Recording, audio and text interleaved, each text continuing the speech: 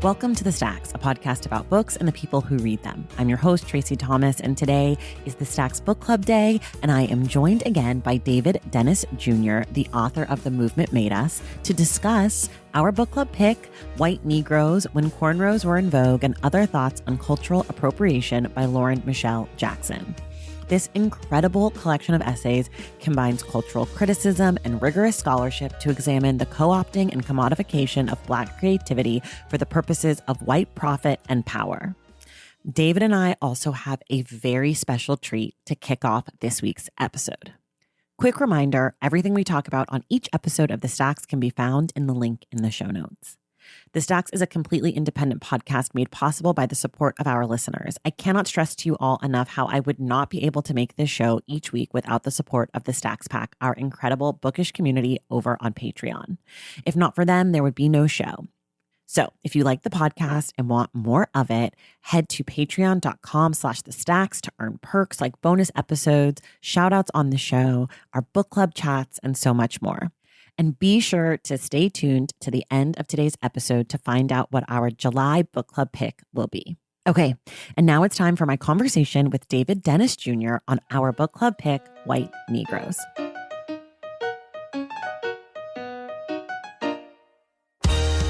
All right, everybody, this is the episode you've all been waiting for, not because it's a book club book episode, but because David Dennis is back, and we are going to start the show by taste testing each other's peanut butter and jelly sandwiches. We will get to White Negroes by Lauren Michele Jackson, I promise you, but it's too important for us to skip over this part of the show. We're going to try not to chew into our microphones, but also hopefully Christian, my genius editor, can help us here. All right, David, welcome back to The Stacks. Thanks for having me. I'm holding cold bread in my hand, and I'm holding lightly very toasted, upset about the cold bread. So, okay, we're taking our bites, everybody. Before White Negroes, we have white bread. So white bread. The cold bread is not working out for me at all. The melty peanut butter is not for me. I hate the cold bread. Why do you not do anything to cold bread? Okay, so just for some information I've gleaned from people who have been talking to me about their peanut butter and jelly situations since your first episode. One is that, let me ask you, are you a peanut butter or are you a jelly person? I'm a mix. It's a mix of both. What I've discovered is people who really like peanut butter like the toasted method more. Okay. People who like jelly like the cold bread method more. And I think it's because jelly is refrigerated, so it's cold, so it really heightens the jelly. Whereas if you like the peanut butter, if that's what you're there for, the toasted, it's peanut butter, it's toast, it's a thing. I also heard people who actually do like a grilled cheese, but with peanut butter and jelly, so they grill the bread. That sounded extra horrible to me. Actually, sounds that was delicious. Taking what I don't like really far. That actually sounds wonderful. I also had someone tell me that the superior sandwich was peanut butter and fluff, that like fake marshmallow shit, and that's a hard no. I saw that, and I feel like that was a call for help. That was. And then a few people were like, "Am I the only person who does peanut butter and banana?" And I was like, "No, but that's not a peanut butter and jelly sandwich. That's a peanut butter and banana. That's a totally different situation." Yeah. I'm still going to eat more of this because I didn't eat lunch today in anticipation of this taste test. Okay. Yeah, peanut butter and jelly is just, I mean, you can't really go wrong except the cold bread thing is except for the toasted bread is I also did bring a mug of whole milk with me. Because I was close. We don't have any whole milk in the house because our children are not like your children age. But the whole milk, I'm a whole milk fan and have been my whole life. I just now get to have a gallon because of my children. Yeah. But I love whole milk. When I was pregnant, I was drinking a half gallon of whole milk by myself every single week. I feel you. Have you gotten back into cereal? Like the peanut butter and jelly thing happened when my son was young. It was like I was making him, and then I was like eating, and then like I got back into cereal again. Have you gotten back into cereal? I've always loved cereal. So I love milk. So any food that I can have with milk is an A+ food for me. So peanut butter and jelly, cereal, like a pancake or a waffle moment. Okay, I will order milk out at a restaurant, which my best friend is very embarrassed about. Yeah, that's it's sort of embarrassing, but also it's sort of like, this is who I am. And if you don't want to be my best friend anymore, like fine, but I ride with milk. Yeah, I love milk. Oh, and Oreos. Oreos Okay. is the most Yeah. important cookie in my life. It was my dad's favorite cookie. Always had it every night before bed, Oreos and milk.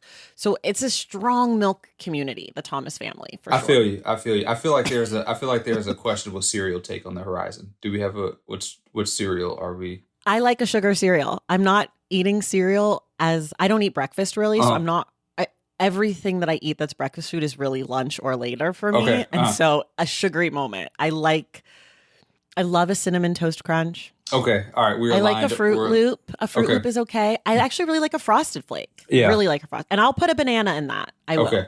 I'm a Frosted Flake cinnamon I toast like a crunch. Golden Graham sometimes. Mm-hmm.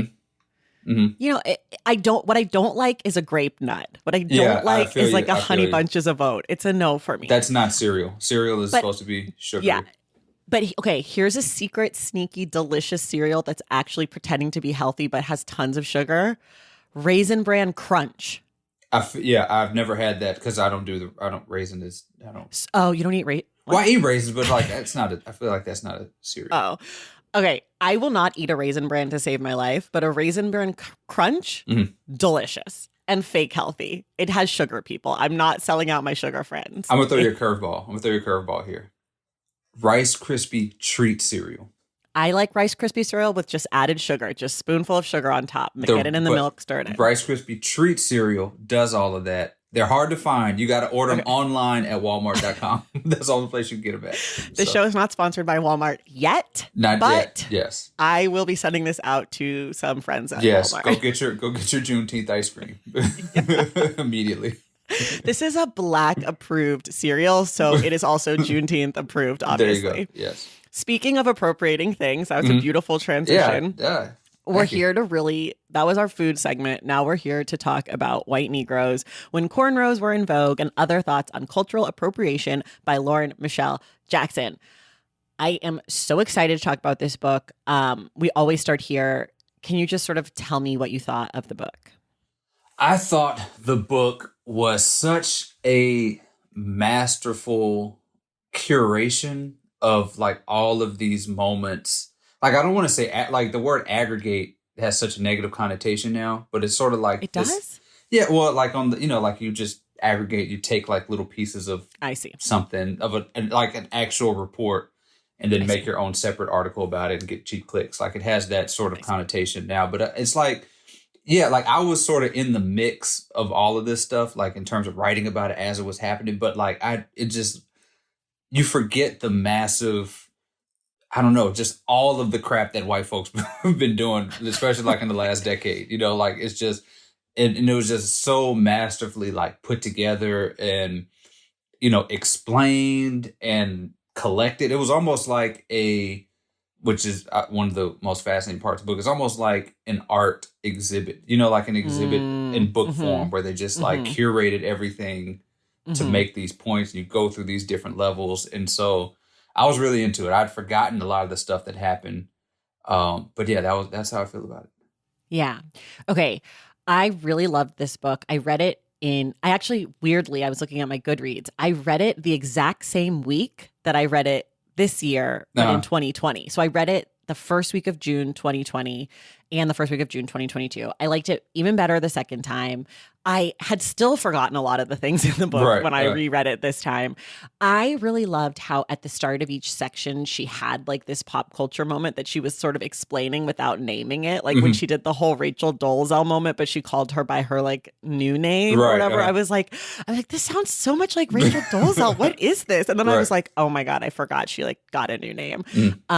So I really like that framing. And I liked what you're saying, like the scope of it, like how broad and how tight she was able to go.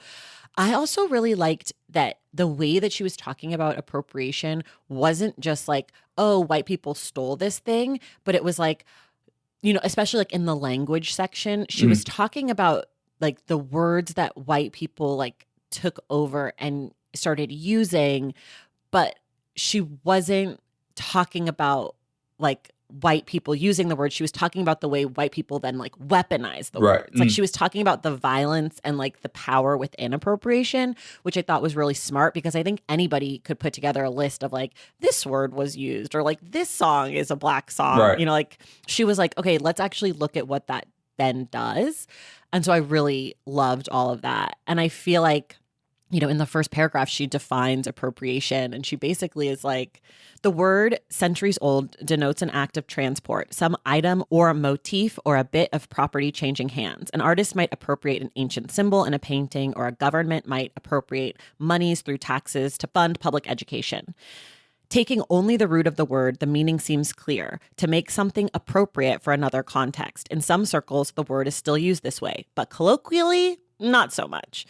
And then she goes on to talk about, like, you know, everybody appropriates and all this stuff, but the difference between that kind of appropriation and like appropriation that's harmful is this power, is the powerful appropriating from the oppressed. And that's like the whole of the book, which I also really love, because so many people are like, everyone appropriates. What's the big deal? And it's like, okay, you're literally wearing a native person's headdress right now, telling me that my costume is appropriation because I'm dressed up like a golden girl. Like, one is a costume, one is an identity. But anyways, so great. We're on the same page. We loved the book. I want to ask you, one of the reasons I really wanted to do this book with you is because you write about pop culture and you talk about pop culture and you're very much in pop culture. And I want to know, like, when you're writing about it and you're thinking about these things and you're seeing them happen and you're like, okay, I'm going to have to now talk about this on a platform. How do you approach it? How do you think about it? Knowing, like, right now you write for Anscape, which is like an ESPN imprint. They call it an imprint. But it's for Black, it's like about Black culture. But it's not just Black readers. So how do you think about like that space that you occupy and the way that you talk about these things? Well, it's interesting because I want to talk to you and ask you about the audience for this book, which is, I have a lot of thoughts about that and how she worked with that too. But yes. Just like I just really think about like my friends, like who are going to read. Like I just think about Black folks who are reading it. You know, like early on in my career, I thought, like, when I got my first sort of big crossover, get that delicious peanut butter jelly. Yep, it was good. It's growing on you. I'm just so hungry. Yeah, it's growing on you. But I was thinking about, like, when I first started at the Guardian, that was like my first big thing, like 2012, and I was like, I'm going to write and like explain to white people why they're wrong, and it's going to change their mind, and they're going to like come and like, it took me exactly one article to realize like that's not going to happen, never going to happen. So it's like, I'd rather just write for like the Black folks who feel like they're the only Black person in the room, you know, and just be like, you have somebody who's like riding for you, you know, and that's sort of how I think about it. I try to think about it of like, how are we processing this,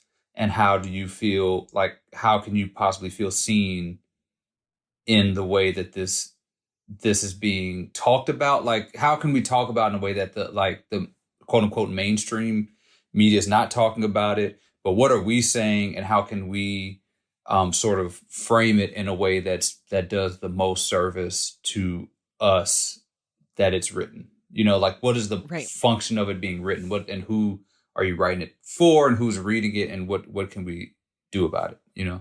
And what's the answer?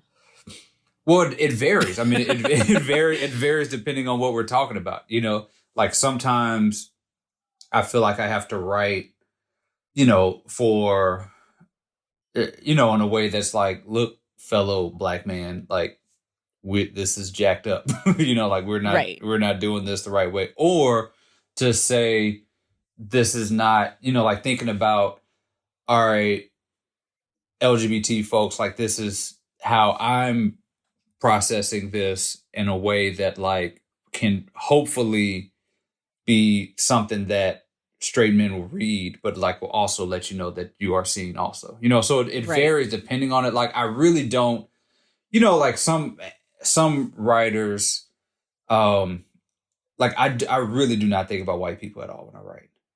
You know, really? Like, I don't think about, well, like, you don't think about like getting in trouble or like getting pushed. Like, I'll be honest, I do. Like, I sometimes will have, like, we have to talk about something and I'm like, motherfuck, like, I don't want to deal with the response. So I'm going to think about like the most diplomatic way to say this so that I don't have to deal with white people, because like people who listen to the show know I fucking hate my DMs more than life. Right. You know, like it's like, it's my fucking social media. I don't want to deal with it. Like, And so I do. And I know a lot of people like, I don't think about the white gaze or like the white audience, but like, how can you not? Well, I don't. I mean, because I know, like, because like, I mean, I learned that Guardian article, that first article, was like about being like pulled over and like and it was all the comments were like telling me it was my imagination, right? Got it. And I was just like, you know, nothing I can. There's nothing I can do for that. And like, I have customized my social media experience to where they're not in the mentions pretty much. You know, like if they don't follow you, I have the thing on Twitter, they don't follow, they're not in your mentions. And there was a lot of time, you know, like I mute, I block, I do all that stuff. And it's like I don't ever think about how can I explain this thing to white folks, you know? Sure. Or like how can and I definitely don't think about like, all right, white folks, like I might get in trouble with white people, you know, at all, because like white folks can't put me in trouble, you know, like there's like they can't do anything to me, like, and it's more like it's more worthwhile for like a black woman to be like, look, you know, thank you for talking about R. Kelly or Bill Cosby or whatever, you know, or like calling out such and such because, you know, a lot of folks are not doing it in that way, or for, you know, so that's like more important. But I don't think like I don't ever think about like, I mean, obviously there's some sort of white gaze, and like when I was writing the book, like my editor was editing the book, so like that's a white person that I like, had to like like a literal white person. But like I try not to. I don't think about like what will white people say, or how or am I going to make white people angry, or black men. Like I make a lot of black men angry with the stuff I write. Sure. And I don't think about that too much. I want to revise what I said just really quickly. It's not that I would ever lie because I'm worried about what white people think, but for me, it's like, is it worth weighing in on this thing, period? Like, do I want to talk about this thing into a microphone and put it on the internet forever? Like, maybe I just won't ask about that, you know? Like, that's sort of how it manifests for me. So it's not like if someone asked me, I would be like, oh no, I want to make white people comfortable. But it's more just like, well, I mean, there's some times where it's like, do I have enough of value to say about this thing that's worth whatever, you know what I'm saying, that's whatever the pushback, whatever the situation is going to be. Like I'll get like a perfect example is like I just sort of punted on the Johnny Depp Amber Heard thing. Mostly because I mean obviously it's white folks, but like I just sort of keep an eye on that stuff. But I was like so far gone by the time I got to it. It was like I don't even know what to do. And there'll be some times where it's like this is more like I don't have enough like insight to offer that makes it worth the trouble. Like I'll think, you know, that like that stuff is sort of what is where I'll be with it. Like clearly there's a lot of like weirdness and misogyny and all that stuff with like Michael B. Jordan and Lori Harvey, or like Will Smith and Will Smith and Jada at the Oscars. Like there's tons of like that sort of stuff. I don't really feel like I had much to offer besides like stop being weird about Will and Jada, you know, like that was worth like that sort of thing. I wrote something about it, about, you know, comedians and Chris Rock and like the fact that comedians get hit all the time. It's just like was weird for Chris Rock because he's usually the richest person in the room and he wasn't anymore. But you know, like in terms that like, so sometimes, I'll be like, it's not worth it to have the conversation. Right. Okay. You wanted to ask about audience, and I want to talk about audience too. Yeah. So this book, I remember buying this book. This book came out like 2019. 2019. And I bought the book, I want to say, maybe I bought it in 2019, but I think I started like really looking at it to read like right when there was this influx of like the anti-racism books that, you know, some like these 12-step race books that like didn't feel like they were written for me, you know? And like she writes this book about cultural appropriation that doesn't feel like she's explaining it to white people why they're wrong, you know? And that would have been so easy to do, you know? And I guess like who do you think is like picking this book up? Like, first of all, how do you think she does that? Who do you think is picking this book up? Who do you think is getting the most from reading this book? So one of the things that I follow Lauren on social media, on Twitter, and she's one of my favorite people to follow on Twitter because she does not fuck with this anti-racism as like pedagogy idea. Like, she's been a very outspoken critic of Nicole Hannah-Jones and the 1619 Project. She's been a very open critic of Ibram X. Kendi, who those two are probably like the two faces of this like post George Floyd murder celebrity moment. Though I know they were both doing their work before. I was more familiar with them before. I've kind of fallen off with them. But Lauren, this author, she has like her tweets. She's always got the like side-eye tweets going like, someone tell your little friend. Like, you know, she's like really getting petty. And so I love and respect that for her. I think that that is obviously who she is because, again, this book came out in 2019, which means it was written before 2018. It was, you know, so she was not writing any of this in this lens of like anti-racism training. And I think for her, she probably thought like, look, I'm like you, I'm not going to convince white people why they're wrong. And at the end of the introduction, she specifically says sort of who her audience is. She says, to anyone confused about it all, I hope that I may be of service in enlightenment. Then she says, to those who count themselves allies, maybe these essays make you a little less sure of yourself. And then she says, to those who've been new, may you revel in the wonder of what people like us have made out of this dull, dull world. So she essentially says, like, if you picked up this book because, like, you want to know about a cultural appropriation, I got you. If you picked up this book because you thought you were a good white person, hold tight. Right. And if you're Black and you fucking know, I'm just laying out arguments for you. And I really think that, like, that is very much who she's writing to. And I think with that audience in mind and like not the broader white person, but like the specific white person who is going to pick up a book like this, like I think she nails it. Like I think it is the perfect tone for all three of those audiences. I love this book, and usually when I read like anti-racist books or whatever, that's big air quotes, I roll my eyes a lot because I just think it's like so self-congratulatory, right? Especially ones that have come out since 2020. Yeah, and I think that's kind of what I was thinking I was gonna read. You know, right? When I picked this book, you thought, oh no, you picked it up. When I bought it, I was like, you thought I was gonna make you read some bullshit? No, I trust you. I trust you in everything but peanut butter and jelly. So I thought, I was like, yeah. So I was like, man, you know, who knows what this is actually? But it felt more like when you're sitting around talking with Black folks about about white folks being whatever, you know, like it was like, man, white folks are tripping, and like, you remember that? You remember that thing? And then that was sort of like what it was, and she just sort of lays it out like that. It was just incredibly done. It was incredibly done. Yeah, it's so well done. And she's an academic too, you know, so it's like got the gravity of that. It's not just like you and me being like, fucking Rachel Dolezal or like, damn Daniel. Like, it's like, also let me explain to you like what a meme is or whatever. Do you think, so in reading this book post 2020 racial reckoning, whatever you want to call that moment where people discovered racism, or white people discovered racism, do you think that since 2020, this whole like conversation idea around appropriation, do you think it's better or worse for you as a Black person?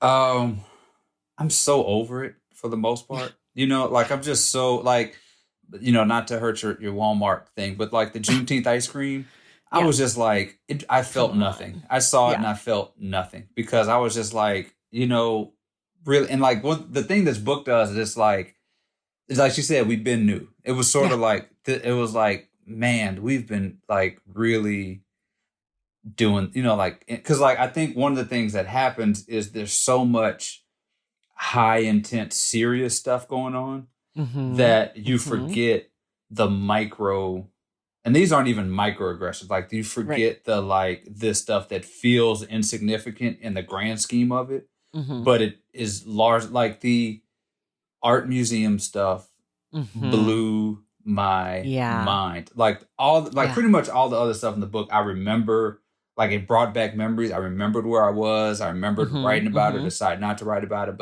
and I vaguely remembered some of the art stuff, like the I think the Michael Brown exhibit, like that. I remembered that vaguely happening, but I don't ever cover art exhibiting. But like like that was the thing that made me be like, man, these white folks are tripping. Like, what is wrong? Like, what are y'all doing? Like, that was the one that like, and for people who are not as sort of embedded in the pop culture stuff. I'm sure this book had a million more of those moments. And I was just like, my goodness, like, are y'all serious right now? Like, can y'all, like, what are y'all doing?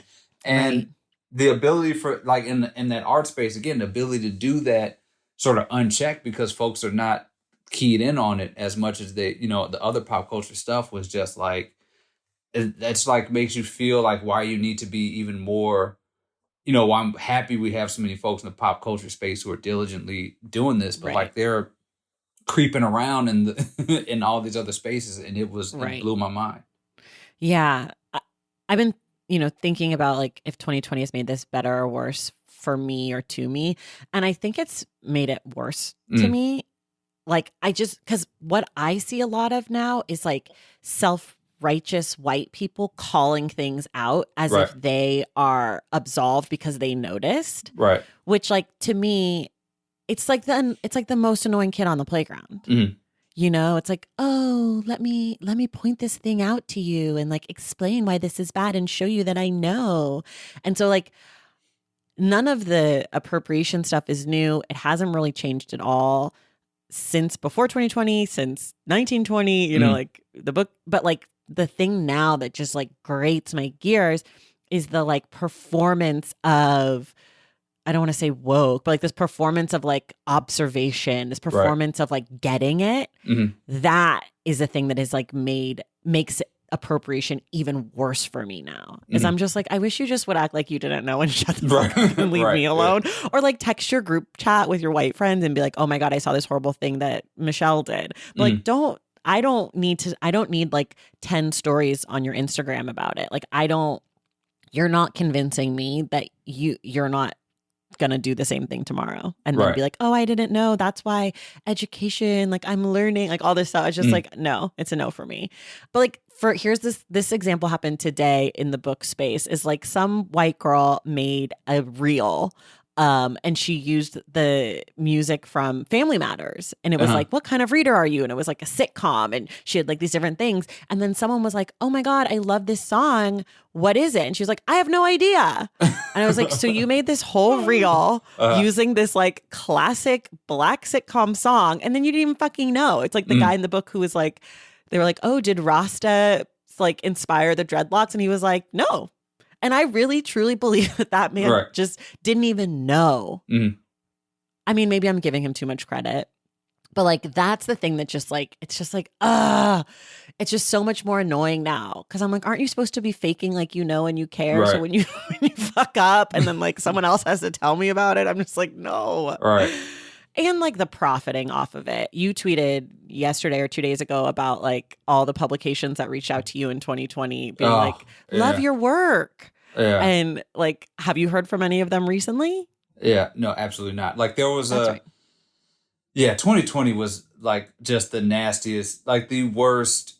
I mean, it was the worst for a lot of things, but it was absolutely terrible for the journalism industry. And I mean, I was getting white editors, places that I had dreamed about writing for, editors that I had pitched nonstop. And they were like, I'm such a big fan of your work. Can you write about this dead Black person? You know? And I'm like, I can, but if you are such a big fan of my work, then you would know that I've written about like a million different other things that have nothing to do with this. Like, why didn't you ask me to write about that stuff? You know? And some of the things that people asked me to write were just like embarrassing and anti-Black and just ridiculous. I had long conversations with people who I'd just be like, look, trust the Black person talking to you, you know? And it was just like, I think the thing that, to go back to your last question, from 2020 to now, is that white folks, I think a lot of white folks feel as though they paid their dues by like, they were asked to be in uncomfortable situations. They had to go to workshops. They had to read the anti-racist book at work for like... They had to listen to the Black person in their office say words. Right. They had to go to the DEI meetings. They had to like sit there and take it for a whole summer. They had to sit there and take it. Like there was one, like I think one thing I did say in 2020, I was like, white folks like dealt with racism, like with this stuff for 1 month and are exhausted. Like Exhausted. they like June 2020. Take your break. You know, Right. this work is so exhausting. Right. You need to be okay to Like keep doing this work. like I had, I went to all white schools. I had classmates offer to send me money for like my kids' college educations. I got so many emails. Right. Like they did their outreach, they did their emails, they did all that stuff. They felt like they took it, right? And now they can like go back and like the audacity. It's almost like, the people who are like, I've been in the house for the pandemic and now I'm going to wild out. So like now I'm going to go to a licking competition and lick people's faces. That's exactly. So like these white folks spent summer 2020 taking their, taking their lashes, and then they came out like, all right, audacity is back and we're turning it up to 100. And it's like reading the book was like all of this stuff was just audacity. It was just like the audacity of like so many white folks. And to see it sort of like come back full circle after like a couple of weird years where things were trying to figure it out, and it's like on 10 right now. Yeah. And yeah, it's just. Well, I feel like in response to like the white people like having to sit through and like be lectured to or like whatever, however they want to frame it, is that like all of these book bans and like all of this stuff is related to summer 2020. Yeah. Like all of this CRT, all of that is the backlash. Like it's all connected. It's all part of the indignation they feel at having had to pretend like they cared. Because for a lot of, I know there are some white people who do care and did care, but I would venture to say any white person who truly cared also cared in like March 2020 and they cared in like March 2019 and like, like I just don't believe that you didn't care about Black people at all. And then someone was like, watch this video of a Black man being killed in 2020 and come to a protest and now you're going to care. Like it doesn't work that way. Even I know there are things that I probably should care about that I don't care about. Right. And like, I know what it feels like to fake it. We all do. But I think like the power part of it is like being able to then have your people go on and pass legislation that says my people can't learn about my people's history. Like that's the part where I'm just like, sure. I think then again, that's like in the book. It's the power part of it. And it's the money part of it.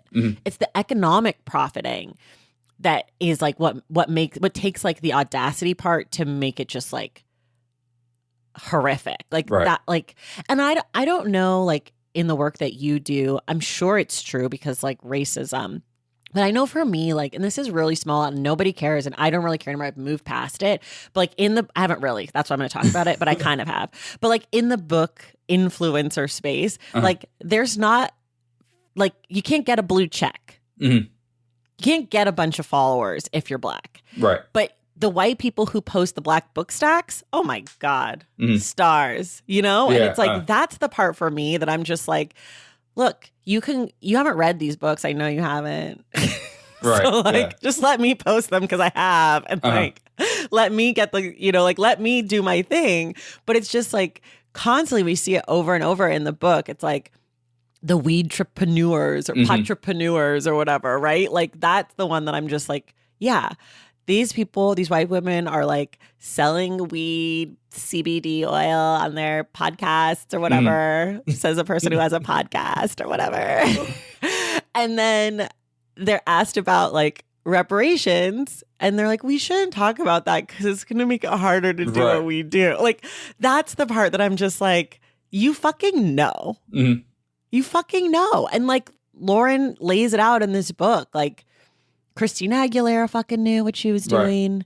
And maybe if she didn't know, her team knew. Like none of this is an accident. And I feel like that's the part of the book that's like so infuriating. And that's also the part like post 2020.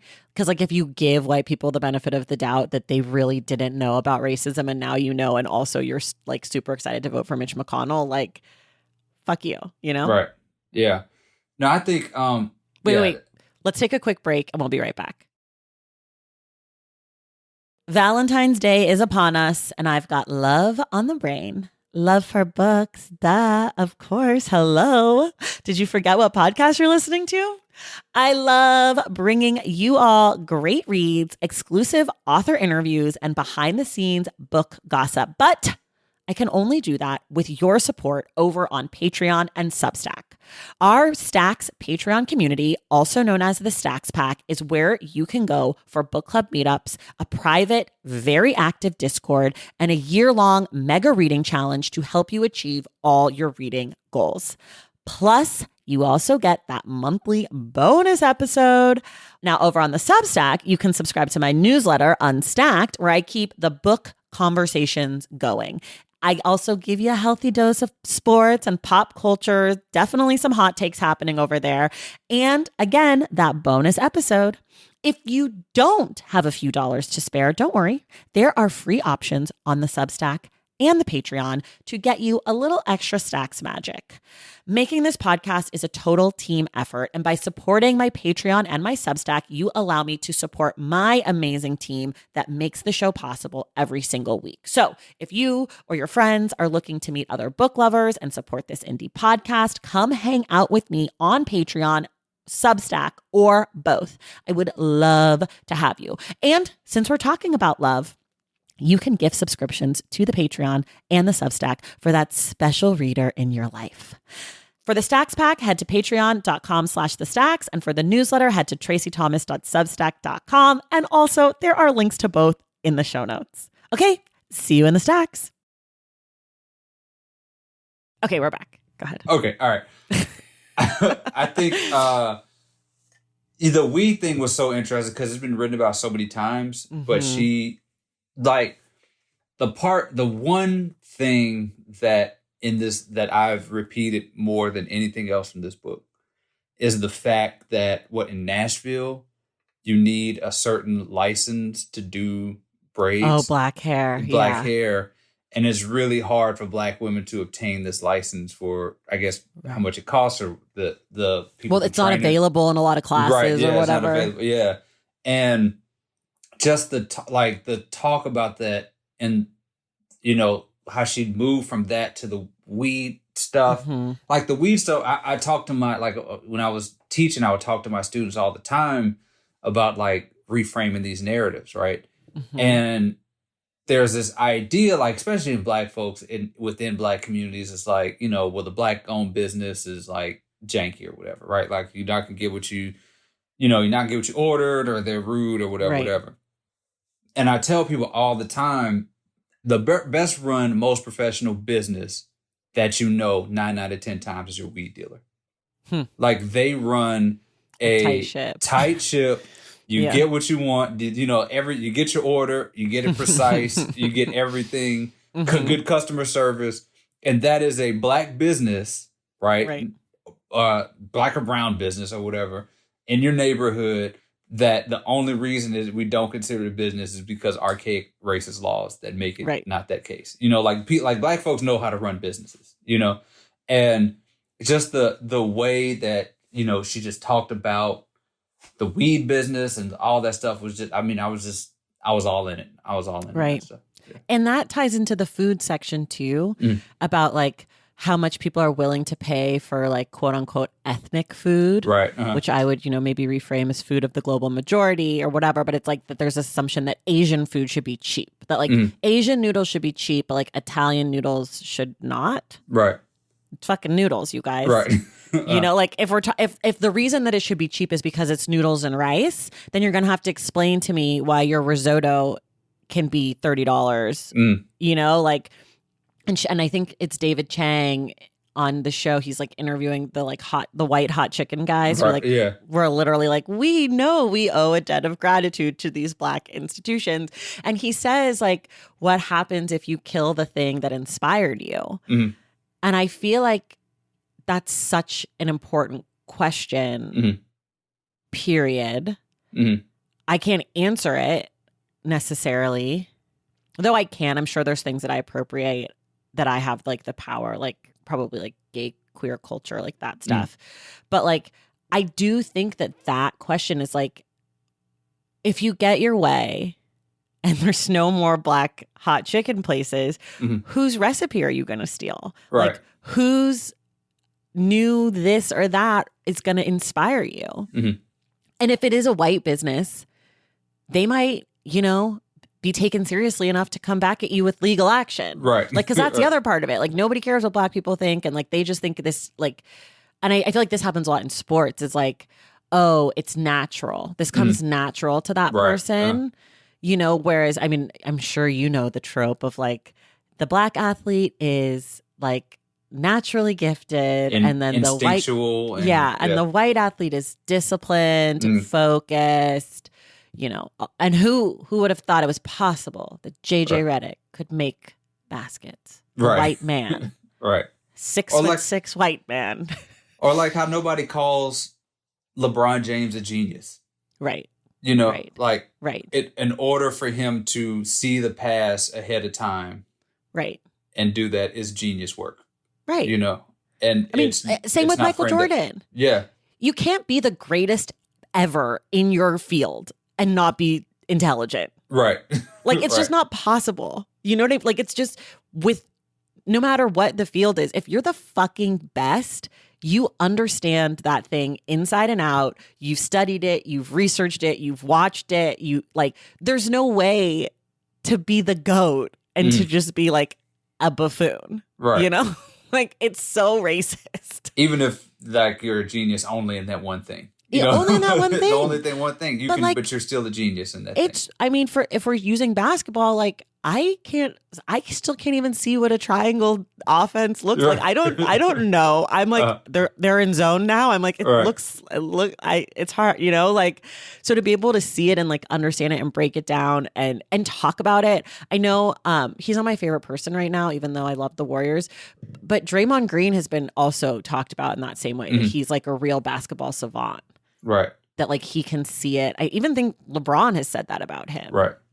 And like, these black men, these dark-skinned black men especially, do not get the credit. But like, please allow JJ Redick to sit at the table and explain basketball to me, Right. And like, JJ Redick's good at basketball. Like, it's not against him, but it's just like this idea that it's got to be a light-skinned guy, it's got to be a white guy, and that everyone else is just naturally talented, and what a fluke. Right. But like, no one says that Djokovic or Doncic was born to be a basketball player, even though he was 7 feet or whatever the fuck. But like, the like black they transcended guy, their whiteness to be. I'm like, you're 7 feet tall. What else are you gonna do? Just kidding. I know 7 feet tall people do other things. I just, anyways. Right. I'm glad you went to the food one, because like you said that if you weren't not doing book podcasts, you'd be doing like sports. But if I were not doing this, I would be a food person. I would do all these things. My dream job is to bring food, sports, and books together into my house. That's the way. Yeah. So the food thing was fascinating to me. Fascinating. For a lot of reasons, not the least of which is Paula Deen. Dean. Okay, here's my Paula Deen. I have a couple Paula Deen stories. One, for me and my wife's for our honeymoon, we were in Savannah. We went to Paula Deen's restaurant. Oh. And it was delicious. And it was really good. And it's also very clear, as she laid out the book, that this is not white folks' recipes. Right? Okay. Like, it's clear. Like, people talk about, like, I don't know if you've ever been to Cracker Barrel. But no, I've never. Cracker Barrel is delicious. Yes, it feels, a little slavery in there. And there's like, it's like very old timey, and it has this like feeling of like you've gone back in time. But those are black recipes up in that Cracker Barrel, right? They are. And so, Paula Deen's restaurant was delicious, right? But so there was this video, and I wrote about it at like very short in the early blog smoking section days. Like, we used to do like these sort of quick blurb things, and there was this video of like somebody threw like a ham, like Paula Deen was doing like those like ham giveaways or whatever, and somebody threw it at her, and she did, and it hit her in the face. And I thought it was hilarious. And like, it was at Smoking Section, a hip hop site, and all these black dudes, all these brothers was like, that's not funny. Like, don't make fun of Paula Deen. She's a saint. She's like the best person ever. And I felt so redeemed when she was, you know, this N-word spouting racist. Right. But I could not believe, what I didn't know is that she went on after that and like she made like $95 million like with her own network of stuff. I didn't know that her downfall was not the N-word because I obviously stopped paying attention after that. Not that I was like super dialed in. I'm more of a Barefoot Contessa gal myself, if I'm being honest. But she really taps into her whiteness. She's really not stealing from people of color. Like she does not have anything black. She does not have anything Asian. Like Guy Fieri. He just goes around and, you know, he knows Barefoot Contessa is giving you a grilled eggplant. She is giving you like a macaroni and cheese, which is just, it's a Caucasian food. And you know what? It's great party food. Very easy. You can sit out on the counter for a while. Anyways, love Barefoot Contessa. Sidebar. You ever watch Beat Bobby Flay? No. So Beat Bobby Flay, you know, they have, I used to love Beat. He's the grill guy? Yeah, I used to love Beat Bobby Flay because it was like they would have, you know, somebody would challenge him in their specialty. So it'd be like, you know, Mr. Meatball, who owns a meatball restaurant, would be like, I'm going to challenge you to cook a meatball sandwich. And Bobby Flay would cook it and then he would win, right? Often he'd win. But what would piss me off about Beat Bobby Flay, which fits into this book, is that you would have folks, you would have like this Vietnamese lady be like, I'm making pho. And this is like how I made it. And he would make some soup that is nothing. And he would win. He would always beat the folks by making like some white version of some shit that's not the actual thing that you're supposed to be making. You know, that would make me furious. I had to stop watching Beat Bobby Flay because he was just whooping ethnic folks in their own food by making a white thing, and it would piss me off so much. I'm sorry, keep going. It's okay. Anyway, so my point is that I'm not a huge Paula Deen person. I never was. I am a pretty much a food purist. I don't like to mix foods, and one of the things I don't like about Paula Deen is it's a lot of this wrapped in that. Okay, I like this and I like that. I don't like this wrapped in that. Okay, that's why I'm not into her. Or I wasn't into her. But I had no idea that the reason she had a downfall is because she had fucking type 2 diabetes and lied about it. And people were like mad at her because she made them also have type 2 diabetes with her recipes or whatever. Like that is like so quintessentially this book, right? Like it has nothing to do with the N-word. It has nothing to do with stealing recipes. It has nothing to do with any of that. It has everything to do with the fact that she fucked over white people. Right. And that's where the line is drawn, you know? And like that bitch, like you guys gave her $95 million after she was like, yeah, I used the N-word a lot. Right. And I made my employees go through separate entrances. And I stole their recipes. And I wanted to give my brother a plantation wedding, a real plantation experience. And people were like, that's fine, you guys. That's cool. Right. Yeah. That's her culture. Right. What is it? What do they say about the Confederacy? Culture over... Right, yeah. Whatever. Yeah. Culture over country, or I don't know, some shit. But like the Paula Deen thing and the thrown ham thing and these black dudes defending her, right, really made me think about, like, at the undercurrent of a lot of this stuff is, like, like, a lot of black dudes who are, like, either in this pursuit of whiteness or, like, in this pursuit of power who are enabling this in a weird way. Like, I don't know if you've read... And this is like one of the most brilliant articles I've ever read. I think Clover Hope wrote it. And it was about Iggy Azalea. It was about like this rise of Iggy Azalea, but she only interviewed black men who like helped her along the way. Like, didn't she date Swaggy P? Yeah, she dated Swaggy P, but it was like the producers, the engineers, like the people who co-signed her, like the article never said like the black men who enabled. It was just like the rise of Iggy Azalea and just like all. And so like I think about, you know, even at the beginning, like Christina Aguilera got a whole album produced by DJ Premier. You know, and like there's this feeling of like that black, like these dudes who are like see this appropriate, like they see the appropriation as a two-way door.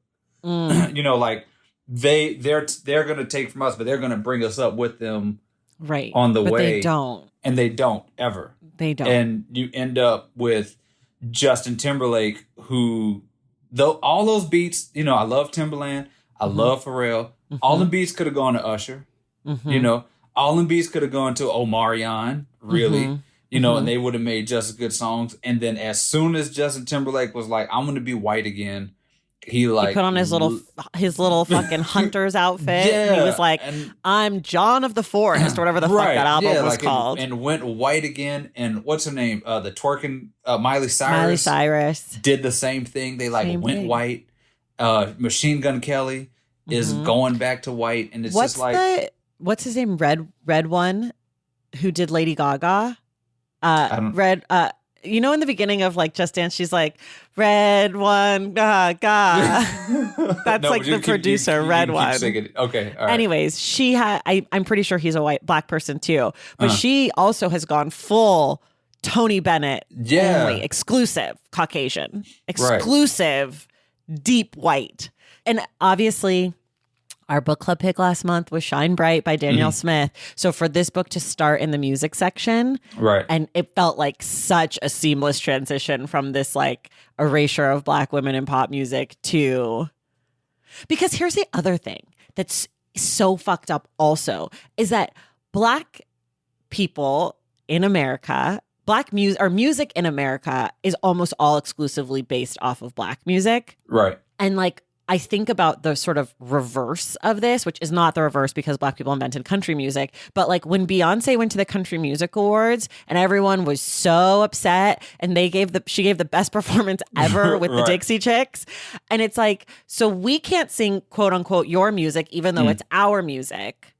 But you guys can come over here and have Lil' Kim dancing with you in your little, you know, urban Harlem imaginary Disneyland set. Like it's just like the hypocrisy of it also is so infuriating, you know, like, and just even when black people just like sing a song, it's like, oh, it's an R&B artist. It's like, well, why isn't that pop? That could be pop. Not that there's anything wrong with R&B, love R&B, but like, why is that R&B?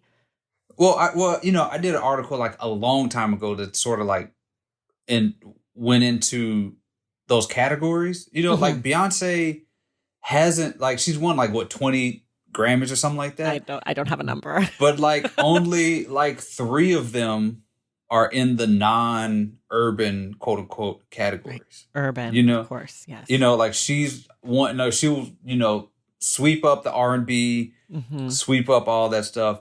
But when it's like pop or best song or best album, it's like, no, you stay over Taylor there. Swift is here. Yeah, like you stay, like Drake, like you cannot tell me Drake does not make pop music. You know, like Drake made... You can't tell me Drake makes rap music. I got to be honest. Well, that's a harder sell to me. Yeah. If it's like, is Drake a pop artist or a rap artist? I might have to go pop. Like, that's where I'm going. He is a pop artist. Like when he did God's Plan, when he made God's Plan, and then Post Malone made some whatever song, and Post Malone was a pop artist, and God's Plan was a rap song, and it's like there's no rapping in God's Plan. Like God's Plan is a pop song, and like all those categories they really just made the categories so white people could win awards, right? And they made the categories to like gatekeep black people out, right? Yeah, to be like, you don't have to take this category serious because it's the best song in this category. It's not the best song, you know, right? And we see that. I mean, I see that a ton in books too, right? That it's like, oh, this book is urban fiction. I'm like, because there's a black person in it, like, feels weird. Right. Feels really that's very questionable to me that this is urban experience, urban fiction, right? But like this other book set in New York City is not. Like, explain that to me, because it's the same city. So I'm confused. Or like, you know, they don't talk about like what makes a Christmas movie. You know, they don't talk about Best Man Holiday as a Christmas movie. Right. You know, it's like a I don't know, a Kwanzaa movie. I don't know what they call it. You know? No, I hate holiday movies famously. I don't know if it's famous, but in my house, I'm famous for hating Christmas holiday things. It's not for me. No Christmas movies? No, thank you. Not even Elf? No, thank you. Oh my goodness. I don't like Christmas music either. Christmas music starts at my house at the very earliest, December 23rd. Okay, yeah, I'm not a big Christmas music person. But my husband will be playing it, and then I'll come home and I'll be like, it's got to go off. It's done. Like, it's a no. My children's birthdays are December 22nd. So now it's no Christmas music till after the boy's birthday. Oh, sorry. It's their birthday. We got to do birthday first. Well, this is only in the last 2 years. Prior to that, it was just, I don't like Christmas music. But now I'm like, we can't just, it's going to take over the boy's birthday. They have to have their own day. That's bogus. Like, that's bogus. That's terrible. Elf is a top tier movie and the best Christmas movie ever made. No, the best Christmas music ever made. The only one I like, and I will watch it maybe once every 5 years, is Home Alone 2. Not Home Alone 1, Home Alone 2 in New York. That's the best one. Well, Donald Trump's in that one, so. Okay, sorry, he's in everything. Yeah, he was a pop culture icon. It's not my fault. Home Alone 2 really nailed how rich that family was, which made them less likable. Okay, because they were so rich, they were all flying to Paris in the first. They were flying, but dude was like, but he spent like a week at the Trump Tower, and ran up like a $10,000 bill, and the dad was like, "Ugh. Sorry. Well, his kid was alive. If your kid did that, you'd be like, well, this does really fucking suck, but at least you're alive and these horrible men didn't get you. Merry Christmas. No, it's not a great movie. It's just my favorite Christmas movie. But I only like one, and that's it. That's the list. Elf is I hope that you and your family watch Elf this year. I watched Elf last year, part of it, but then I had to leave the room. It was too much. It's too much. Too much joy. Too much joy. At least in those tights, it's a no. It's a no. And the worst one is Love Actually, and I'll fight anybody about that. No, Love Actually is a terrible movie. Terrible movie. But I've been hating Love Actually since the first time I ever saw it, long before everyone, like in the last 3 years, decided it was bad because it's fat phobic and like a little rapey, I think. And there's just a lot of bad stuff going on. A lot of terrible stuff. I just didn't like it on the merits of the movie. I just was like, I don't like this. Yeah, I liked it for social justice reasons also. And now I'm like, oh, you like it? So you like rape and fat phobia? Fuck you. But secretly, I'm just like, I don't like this movie. Yeah, it sucks. And I just would rather listen. The only Christmas album that exists in my mind is Mariah Carey Christmas. Actually, there's a few. Mariah Carey Christmas is on rotation for the 2 days. Temptations Christmas for a few days. Donny Hathaway. And that's it. Yeah, I just put on... and A Very Merry Christmas Volume 2. Okay. All right. I got you. I understand. No, I feel you on that one because I have mixtape series like that. Like Southern Smoke Volume 26 is the best Southern Smoke. Yeah, there's just it's like now that's what I call Music 4 is the best one. Yeah, I got you. Trust me, people. Okay, wait. What else do we have to say about this book? Because we're getting towards the end of our time. I know. Sorry. Wait, we have to talk about the language and the memes. Okay. We have to talk about the social media of it all. Okay. Because eat that sandwich, cold bread, baby. You love it. Now it's probably room temperature. Room temperature is perfect now. That's great. Because to me, now when I think about cultural appropriation, it is all about the social media of it all. The reels, the Vine situation, how Vine was murdered by white people, the fucking black murder, actual murder videos being shown on repeat constantly. The language, the stealing of the slang, the misuse of all of the words, mispronouncing them, like, whoa, Chile. What do they say, Chile? Yeah. I'm like, what's happening? Like the video I mentioned earlier, taking black music and not even knowing what the reference, like all of that to me now is like the most obvious manifestation or like the most common manifestation. That's like the micro shit that drives me crazy. But the macro part of that is when the like little white girl raps to Busta Rhymes and then gets to go on fucking Ellen. I'm like, Ellen, have you even had Busta Rhymes on your show? The fuck? Ugh. And the thing is, like, I'm so numb to it that it doesn't, like, the actual video itself doesn't upset me. Because I'm dead inside, right? But it's the reactions to it as if we don't know what's going to happen. Like the white girl at the wedding, right? Who rapped the Lil Baby verse on the Drake thing, right? And it was so clear from the moment I clicked on that video that there will be an N-word controversy. It was so clear.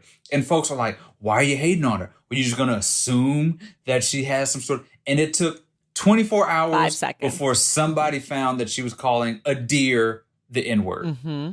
You know? And you can set your watch to it. Yep. But what upsets me is how folks act like that's not going to be the case. You know, like, of course, white folks, try your best to appropriate, make your stupid ice creams and cups and whatever, do your dumbass rap videos and all that stuff. Like, do it, but like, I wish that they could just do it into the void. And the reason they're not doing it into the void is because so many people keep saying, no, this time is different. No, it's not. It's exactly the same as every single time before. But the question that it really begs to me is like, if you're rapping over a debate or a Lil Baby verse, or like if you're rapping over Busta or Biggie or whoever, if you are taking a song that already exists, is published in the world, is a famous song, why are we celebrating someone singing along to someone else's music? Like that's the question, because you're not going to take a video of a little black kid rapping along to Busta and be like, wow, this black kid said black words so fast. What a black, you know? Or like white folks ain't gonna be like just watching a video of a little black kid singing "Don't Stop Believing" and being like, "Oh, you're invited to the honky tonk." Like we like that doesn't like, happen. You didn't write the song. Maybe if she wrote the song, was like, wow, this 7-year-old wrote this great rap verse. Like, I'd be like, wow, that is impressive. She's 7. She's a good rapper. Like, take her to Star Search or whatever the fuck. But like, you're getting credit for singing. It's karaoke. You're getting credit. You're going on Ellen for karaoke. Like, please explain this to me. Like, why is this impressive? I do it in my car. I did it in my car. I did it in my parents' car when I was 7. You should hear me do Lionel Richie. I'm incredible. You know, that was really my thing. Big Lionel fan over here. You can do it. Go for it. Do it. We need some Lionel. That's actually something you have to pay for. That's on my OnlyFans. Okay. Join the Patreon to hear me sing Lionel Richie. Yeah, no, it's the machine that bothers me. Yeah. You know, the follow through. That like I see white folks doing this stuff and I'm just like, okay, whatever. But it's the machine follow up and knowing that it's going to happen. Yeah. And being like every time a black person invites a white person to the cookout, an angel loses its wings. Like that's that's the stuff that bothers me. It's like, why are you saying that this is incredible? Why are you reposting that white girl singing Lil Baby, rapping Lil Baby? Like why do you find value in that? That's the stuff that frustrates me. Why is that valuable in any... that's what I'm like, why are you impressed by this? Because like, what? It's because we just like, you know, if we could just free ourselves from being enamored with everything white people do. Yeah. You know, that would go a long way. That would you know, really help. like, like even like you said, like with the food stuff, like, you know, or I think dress codes in black establishments are the worst thing. Like there was this not to be named black-owned workspace here in Atlanta that I used to have to go to with my old job. That was where we'd work. And they had this dress code. And I'm like, but you can go in there, like if you're wearing a suit, but like you can wear a shitty suit and look like Captain Crunch and walk in there and you'll be following the dress code. Like you can look like a fool. Right. And follow. Like I had always wanted to like go to Party City and buy a pimp suit and like go in there and just, because like I just think like that type of stuff, like free yourself, like why, like, you know that they're brilliant, hardworking business or whatever black folks who wear sweatpants and t-shirts. Right. You know? And it's like the NBA dress code, the most racist fucking... Oh my God. I wrote a paper on that in college. Well, I mean, Phil Jackson called it prison garb. He said we want y'all to stop wearing prison garb out there. Like people forget exactly how racist it was so bad. Code was. Yeah, it was so bad. No, it's true. It's like the pursuit of whiteness, like a respectability politics. I mean, that's what it really is, I guess. Right. Yeah. I mean, and then there's also like the N-word of it all, Right. which, you know, she has a line in the book that I'm paraphrasing, but it's something on the lines of like, if the word wasn't dangerous or like if it didn't hold power, they wouldn't want to use it. Right. Which like we all know. And by we Mhm. all, I mean Black people. Like we get it. But that's always that conversation I always hate. But the conversation I hate even more, which is sort of to your point, is when Black people tell me why it shouldn't be used. Mhm. And I'm like, no. Yeah, I've never found a compelling argument to get me to stop saying. That's the least compelling argument to me. The Right. like, we can't use it because then they think they can use it. I'm like, they think they can use it. Right. Right. It's not because I'm using it. They used it before I ever used it, and they're Like, going to keep using it. Like, whenever have white people been like, oh, Black people, y'all think that's not okay? Let me stop offending you. Like that just don't happen. Never. You know? Never. Never. And you know, it also begs a question, and there's not an answer for this. It's just like, whatever. This is the stuff that I probably shouldn't say into the microphone, but I'm gonna say it, which is, why can't white people just come up with their own shit?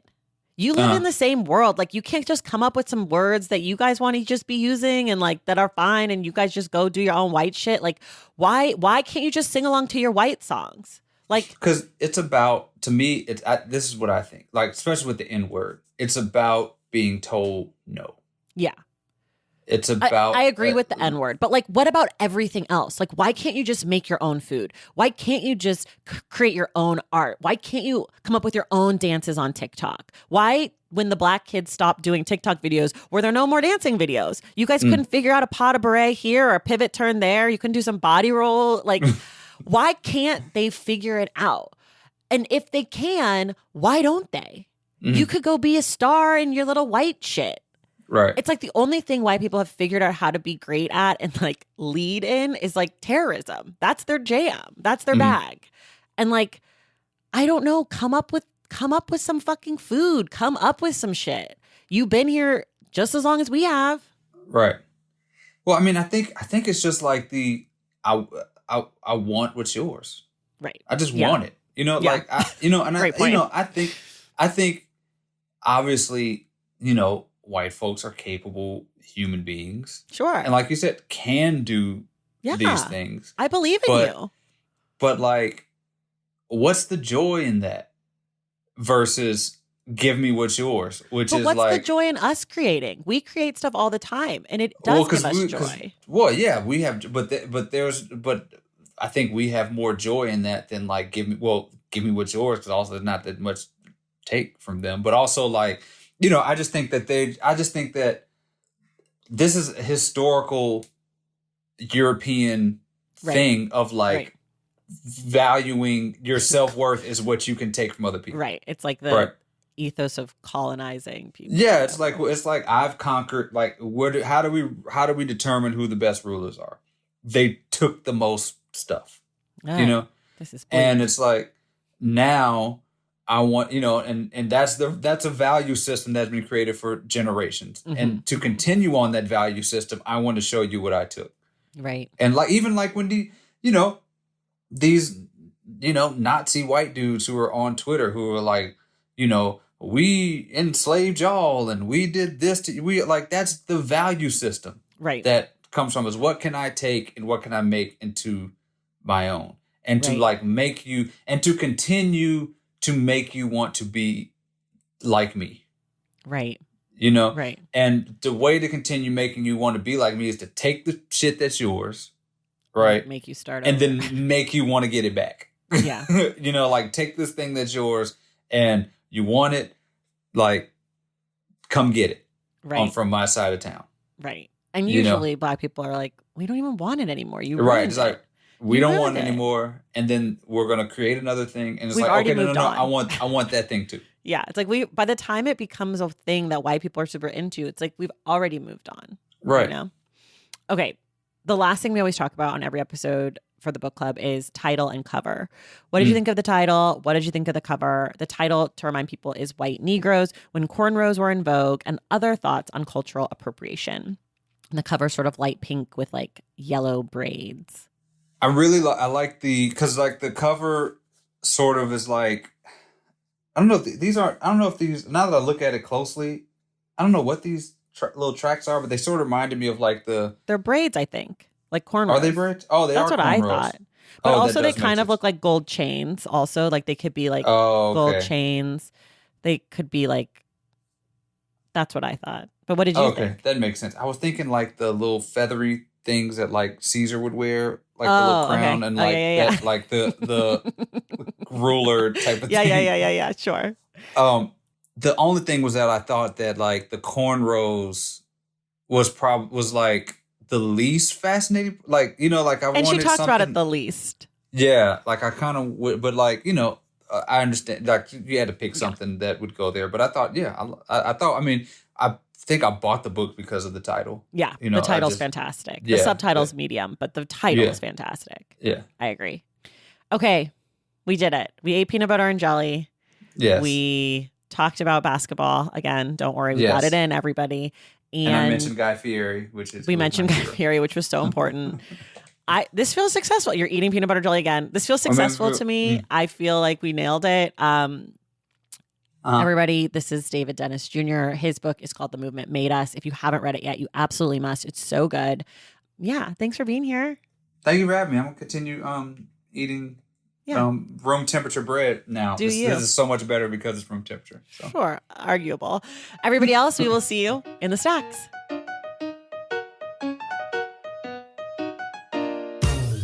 That does it for us today. Thank you so much for listening. And thank you, of course, to David Dennis for being our guest.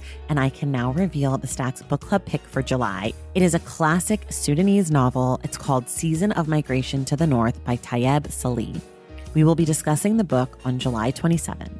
Listen to next week's episode to find out who our guest will be for that conversation.